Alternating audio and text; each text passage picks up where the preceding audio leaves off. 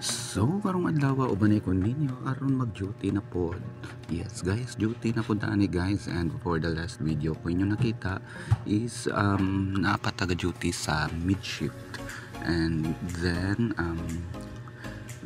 2 months before 2 months ago na balhin ko diri sa graveyard shift. And yes guys, it's so hassle kay 10 PM pa lang need na nimo mag-adto sa office kay magsirado na ni diri nga side nga gate sa LPDH nga gate or sa Lanang Premier's Doctors Hospital. So need to go mga 10 kapin basta kay before 11 dapat makasulod na ka. And there you go guys, as you can see I am now at SM Lanang. There magyan to diri ang Vikings, and guys, yes guys, sirado na ni pero open siya for magtirang mag-agi lang ka guys. So here tamang baktas lang sa ta guys.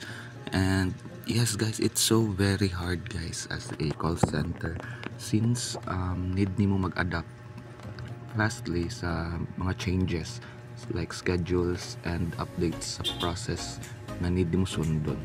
And here guys, magkapit sa tag sa 11 to buy some maintenance. Di ni siya sponsored guys pero baka naman cobra. So here guys, yan, as you can see I'm at Lanang Premier, and on the left side is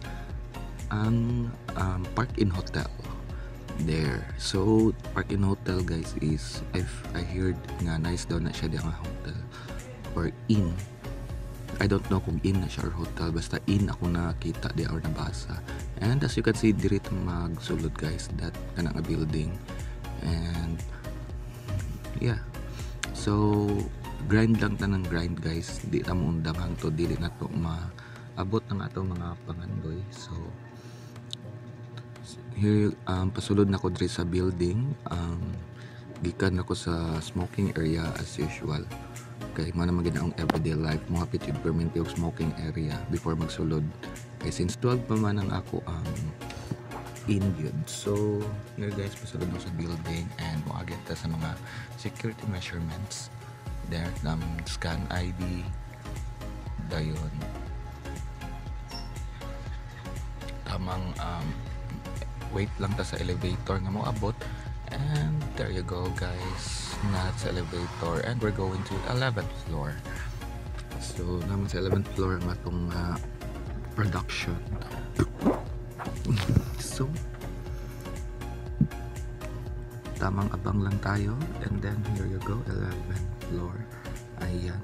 So after many years guys, ayan, pauli na gid ta, and this is the hard part guys kay musulod kag ngit-ngit mo ulit na kag adlaw mura kag wak-waka ni guys.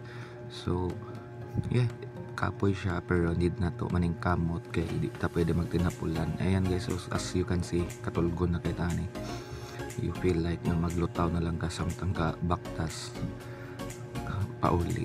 And yeah, sa sunod videos guys, update lang tamo sa mga laag. And this is the start pa lang guys, so I am adjusting pa kay I can talk much sa. So that's it guys, kita kits next.